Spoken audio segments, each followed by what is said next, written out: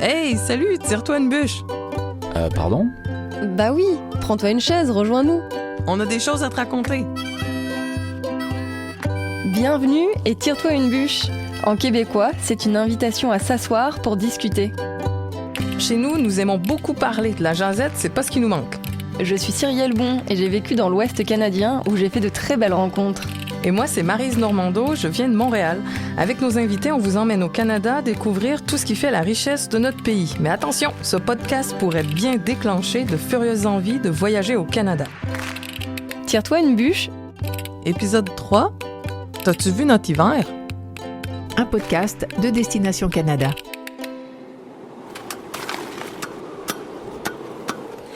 Aujourd'hui, on goûte à la vie hivernale avec les passe-temps dont les Canadiens profitent en cette saison. On vous livre nos endroits coup de cœur l'hiver et toutes les activités dont on peut profiter, comme la motoneige sur laquelle nous emmènera notre invité du jour. Et comme à la fin de chaque épisode, notre ami Jason sera là pour partager la culture autochtone. Toi qui as connu des hivers bien frileux à Montréal, est-ce que tu sais qu'à température égale, le ressenti est en fait plus froid à Paris que chez vous ? Exact. Au Canada, on fait attention à la température ressentie, l'humidex, plutôt qu'à la température tout court. Ça tient compte de l'humidité et du vent, si bien qu'il peut faire moins 5 degrés avec un ressenti de moins 10 degrés Celsius. Ah oui, donc il peut faire plus chaud tout en ayant plus froid. Oui, c'est en plein ça. Votre hiver est intriguant quand même. Il faut l'avouer, il nous fait un peu peur. Raconte-nous, comment tu vis l'hiver au Canada ? Les Canadiens adorent l'automne à cause des belles couleurs, mais les belles couleurs, ça nous envoie aussi le signal clair que l'hiver est sur le point d'arriver. Donc, on a hâte à chaque changement de saison. Tu m'as bien compris, Cyrielle, on a hâte que l'hiver arrive, mais je vais pas te mentir, dans l'hiver, on voudrait pas que ça dure trop longtemps non plus. Ah oui, alors en mars, vous en pouvez plus. Oui. Par contre, les gens sont toujours surpris quand on parle de la luminosité hivernale. T'as jamais vu un ciel aussi bleu que celui du Canada en hiver. Faire une sortie en raquette quand le temps est clair, puis sans nuages, c'est juste magique.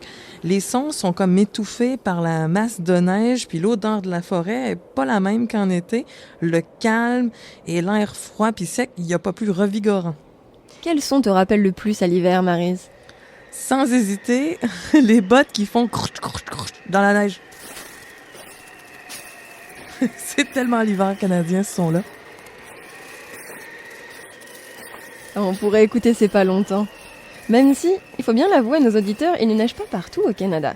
Par exemple, dans l'Ouest canadien, vers Vancouver et Victoria, les températures sont les mêmes qu'à Nantes. Alors il faut monter en altitude pour avoir de la neige. Oui, absolument. Il y en a pour tous les goûts au Canada.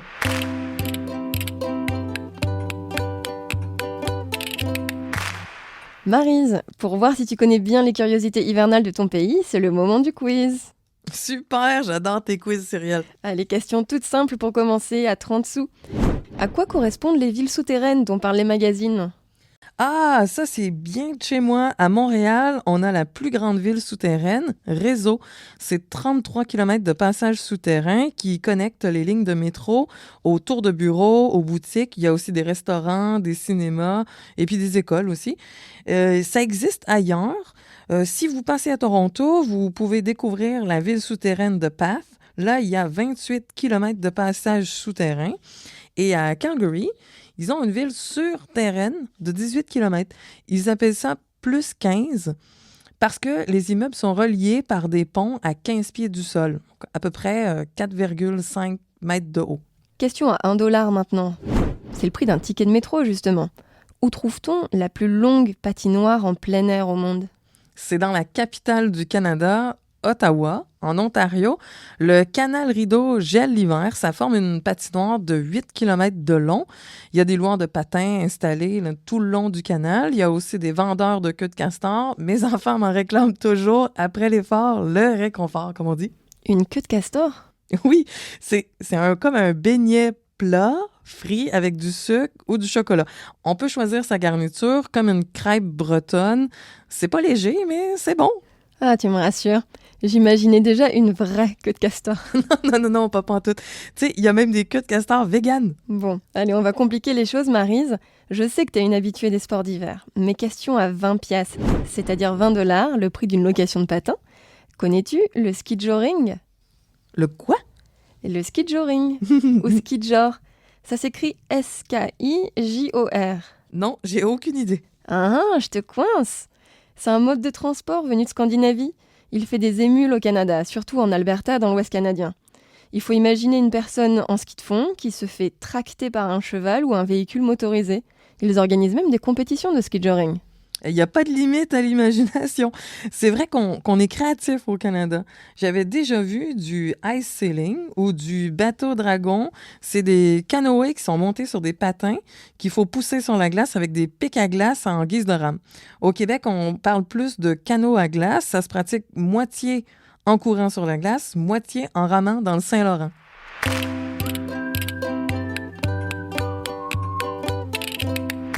Pour vivre une belle expérience hivernale, si je comprends bien, il faut pas avoir peur du froid. On peut louer l'équipement sur place, les doudounes, les chaussures, en passant par les moufles bien chaudes. Mais quelle activité tu me conseilles d'essayer en hiver ? Ah, la motoneige, c'est plus qu'une activité, c'est un véritable moyen de locomotion quand nos routes sont enneigées l'hiver. Moi, je connais Sébastien, il est guide motoneige pour la pourvoirie Mécousse au Québec. Il est avec nous pour justement partager son quotidien. Salut Sébastien, comment ça va? Ben bonjour tout le monde, ça va très bien et vous? Ça va bien, Ça va, merci. T'es où là exactement en ce moment là? Dans la région des Hautes-Laurentides, dans les Laurentides au Québec, dans le Canada. Présentement, au Canada, au Québec, on a de la neige, les lacs sont gelés. Ce matin, il faisait moins 10 degrés. Est-ce que les parcours de motoneige du Québec, là où tu es, se distinguent d'autres régions au Canada? Ben, écoute, je te dirais qu'il y a quand même beaucoup de sentiers au Canada complètement. Il y a même un sentier qui fait la transcanadienne qui va partir de l'Atlantique jusqu'au Pacifique. C'est certain que le Québec, on fait partie d'une région qu'on a 33 000 kilomètres de sentiers fédérés au Canada. Tu nous parles justement de la transcanadienne, donc c'est un parcours qui va de l'est à l'ouest canadien. Et est-ce que Carrément. Ça met combien de temps pour faire ce parcours? Ben, ce parcours fait 18 000 kilomètres de sentiers d'un bout à l'autre. C'est certain qu'on traverse toutes les provinces du Canada, là. Il n'y a pas beaucoup de monde qui font la traversée du Canada en motoneige, parce que c'est quand même 18 000 kilomètres. Il faut partir plusieurs semaines, tu sais. Ah oui. Ah ben j'imagine, ça doit être un sacré voyage. Est-ce que tu peux nous raconter ton meilleur souvenir? C'est vraiment où que tu vas, où que des paysages, où que les arbres sont tous enneigés, qu'on roule comme des tunnels parce que les arbres sont chargés de neige. C'est vraiment super beau. Puis au bout de la ligne, on voit un beau lynx qui traverse. Je vais dire, c'est vraiment des beaux souvenirs, ça. Et si on est vraiment technique, là, en termes de fonctionnement, quel type de permis de conduire il faut? Qu'est-ce que tu pourrais nous raconter sur les équipements techniques au niveau confort aussi? Ben, dans le fond, pour faire de la motoneige, c'est quand même assez simple. Il faut un permis de voiture. Et il faut connaître quand même tous les sentiers où on va circuler parce qu'on a quand même d'autres contraintes. Les lacs qui sont gelés, il faut vraiment voir les passeurs de glace, la balise, où qui sont balisés et tout. Et Sébastien, on sait que l'hiver au Québec, des fois, c'est pas chaud. J'imagine qu'en motoneige, ça doit être encore plus froid. Qu'est-ce qu'il faut prévoir là comme vêtements pour la motoneige? Des équipements grand froid, là. Que c'est vraiment important d'avoir des vêtements qui respirent bien puis qui sont chauds. Est-ce que vous avez des motoneiges qui sont plus responsables pour l'environnement? C'est ça, on s'en vient avec ça. Écoute, il y a une compagnie qui s'appelle Taiga qui a commencé à faire des motoneiges électriques plus responsables face à la nature. Est-ce qu'on peut espérer, avec des motoneiges électriques, peut-être observer un peu plus la faune? Observer plus la faune, c'est certain qu'il n'y aura pas vraiment de bruit. Je vais pouvoir voir les orignaux facilement. Ou ben non, dans d'autres secteurs, il y a les cerfs de Virginie qu'en hiver, ils se rassemblent dans les ravages où tu arrives, puis il y a quand même 25-30 cerfs de Virginie où c'est vraiment très impressionnant à voir aussi. Merci beaucoup, Sébastien. À très bientôt. Ben merci. Au plaisir de vous voir. Bye bye.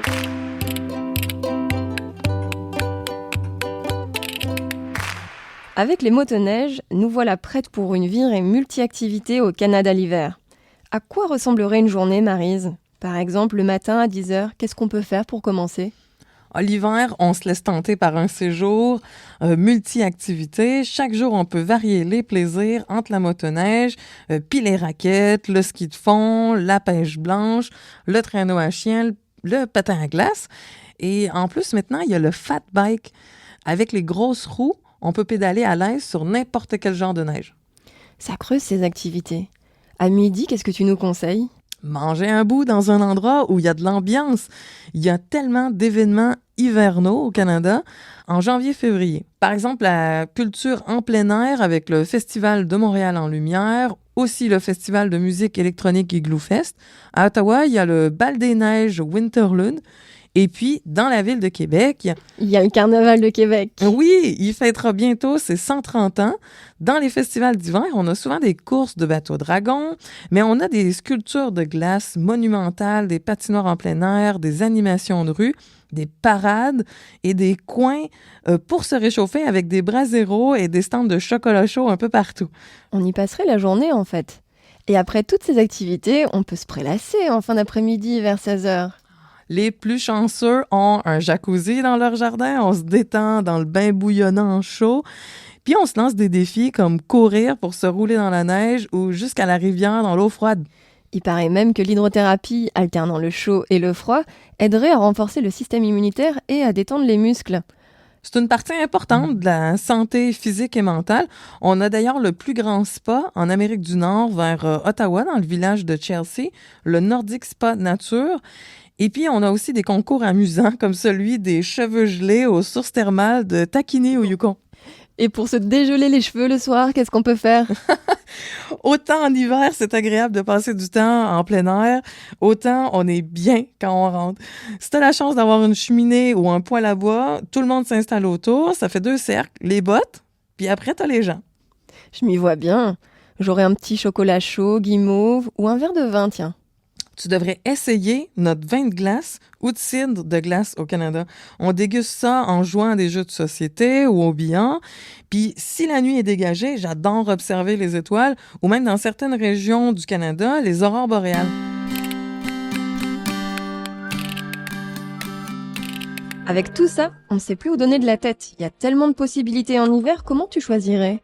Ah ben tu peux déjà choisir en fonction de l'endroit que tu visites. Certains lieux se prêtent bien à certaines activités. Je te donne l'exemple de l'Ouest canadien réputé pour l'héliski et le cat-skiing dans une belle poudreuse. Le cat-skiing, c'est quand une dameuse, donc le snow-cat, vous fait monter en haut de la montagne et vous redescendez hors piste dans une neige préservée. Ils en font beaucoup en Colombie-Britannique, vers Golden et Revelstoke. Et si t'es débutant en ski ou snowboard? Au lieu du hors-piste, il y a moyen de profiter de belles pistes dans les stations de ski. Il y a aussi des parcours de tyroliennes qu'on peut faire en l'hiver et des pistes de luge. Et pour les glissades en tube, c'est un genre de bouée, il y a des nombreuses stations ensoleillées dans l'Ouest canadien au départ de Vancouver et Calgary. Tiens, c'est marrant, c'est les 2 villes canadiennes qui ont accueilli les Jeux olympiques d'hiver. Exact. En février 88, pour les Jeux d'hiver de Calgary en Alberta, les compétitions utilisaient les stations de Banff et Kenmore. On peut encore profiter des installations pour faire du patin à glace ou un tour en bobsleigh. Les équipes canadiennes olympiques ont leur camp d'entraînement sur place. Ça peut être l'occasion de partager la piste avec eux. Puis en février 2010, c'était les Jeux d'hiver de Vancouver en Colombie-Britannique. Là, ils ont utilisé les stations proches, dont celle de Whistler, qui est la plus grande station de ski au Canada. Et sinon, j'ai entendu parler de sortes de randonnées spéléo dans les canyons de l'Alberta. Il paraît que les rivières se figent et ça crée un monde gelé qu'on peut explorer avec des crampons. Tu connais? Oui, c'est au Johnson Canyon, dans le parc national de Banff, ou au Maling Canyon, près de Jasper. Moi, j'aimerais tellement essayer ça. Donc, tu es équipé d'une lampe frontale pour marcher sur la glace avec des crampons. Donc, au fond du canyon. Donc, tu es dans un univers silencieux. Et puis, c'est magique d'observer les reflets de la lumière sur la glace. Cyrielle, dis-moi, à quoi tu penses si je mentionne Jack London? Le Grand Nord. À son livre, L'appel de la forêt, bien sûr. C'est celui qu'il a écrit depuis ce coin du Canada sur les chiens de traîneau. Ça fait partie du patrimoine du territoire du Yukon, d'ailleurs. Au Yukon, il y a une course de chiens de traîneau, d'ailleurs, la Yukon Quest, qui a lieu en février sur 1600 km. C'est un incontournable lors d'un séjour au Yukon en hiver. Et côté est canadien, qu'est-ce qu'on trouve en particulier? Côté est, il n'y a pas vraiment de station de ski alpin, mais on a quand même des petites montagnes comme Blue Mountain en Ontario ou Mont-Tremblant au Québec qui proposent des belles pistes. La plus belle pour moi, c'est celle du massif de Charlevoix avec ses pistes qui descendent vers le fleuve Saint-Laurent. La vue est superbe. Ah oui, elle est iconique. Sinon, il y a des merveilles naturelles à redécouvrir l'hiver. Imagine faire de la tyrolienne le long des chutes Niagara partiellement gelées ou escalader le pain de glace de la chute Montmorency. C'est une autre expérience que l'été. Et alors, est-ce que c'est vrai que vous reconstruisez un hôtel de glace tous les ans? Oui, mais il change de thème quand même. Donc, c'est à la station de Valcartier, vers la ville de Québec. On trouve l'hôtel de glace. Tu peux y dormir ou simplement le visiter en journée pour y prendre un verre.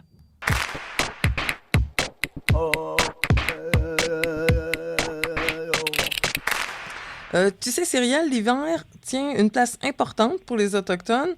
Notre ami Jason va nous en parler. Il est membre de l'Association touristique autochtone du Canada. Salut, Jason! Coucou, Cyrielle et Marie, ça va bien aujourd'hui? Oui, merci! Jason, on se demandait quelle importance a l'hiver chez les Autochtones canadiens? L'hiver, c'est la saison blanche, c'est la saison où on peut se déplacer librement sur le territoire. Il y a beaucoup moins d'arbres, il y a beaucoup moins d'obstacles à parcourir, donc c'était très facile avec des raquettes de partir à l'aventure et d'aller explorer le territoire. Est-ce qu'il y a des objets que les Autochtones auraient inventés et qu'ils utilisent encore aujourd'hui, l'hiver? Ben oui, évidemment la raquette.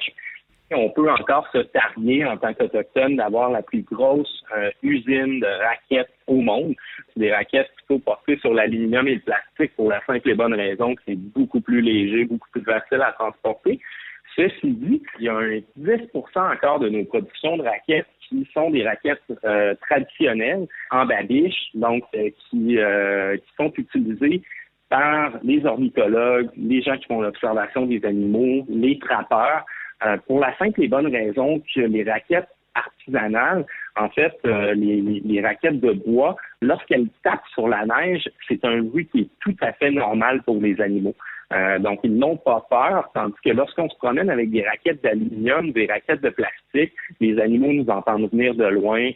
Et si on pense au peuple inuit, c'est pas eux qui ont inventé les lunettes? Oui, absolument. Le paysage nordique est à couper le souffle. C'est un immense champ de neige. Et le soleil réfléchit tellement que lorsque les Inuits partaient en chien de traîneau, ils étaient aveuglés par le soleil. Donc, ils ont utilisé des os de caribou qu'ils ont formés, en fait, en forme de lunettes et dans lequel ils ont fait une petite ouverture au niveau des yeux, mais une toute petite ouverture, donc ce qui permettait de filtrer le soleil et pouvoir guider pendant le jour en chien de traîneau. Ah, c'est une super adaptation à l'environnement. Et justement, tu nous parles des chiens de traîneau. Alors, on sait qu'il y a différents attelages selon les endroits où on se trouve au Canada. Est-ce que tu peux nous expliquer les raisons de ces différences d'attelage? Oui, en fait, il y a différents attelages parce qu'il y a différents types de neige. Donc, on va choisir le nombre de chiens de traîneau et le type d'attelage en fonction de la qualité de la neige et non en fonction nécessairement du territoire. En hiver, quelles sont les activités ou quels événements permettent de rassembler les communautés autochtones? Donc, c'est un moment, en fait, où on peut se rassembler et faire des cours d'artisanat, où on apprend à faire le perlage, la broderie à poil d'orignal. C'est aussi l'hiver, en fait, qu'on fait beaucoup les repas partage. J'avais lu que le hockey avait des origines autochtones. Est-ce que c'est vrai? Oui, le hockey, en fait, aurait été inventé par les Mi'kmaq, qui vivent surtout dans l'est du Canada.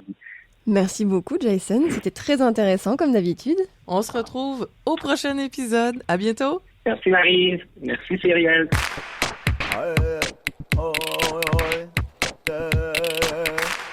On arrive à la fin de cet épisode. Tire-toi une bûche, c'est fini pour aujourd'hui. Merci pour votre écoute. On espère que cet épisode vous a plu. Si vous voulez en savoir plus, visitez le site de l'Office de tourisme canadien explorercanada.fr. Et pour découvrir les activités en français au Canada, direction corridorcanada.ca. Si vous avez aimé, abonnez-vous à ce podcast et notez-le. Laissez-nous aussi un commentaire sur la plateforme que vous utilisez. Puis surtout, parlez-en autour de vous. Merci et à la prochaine!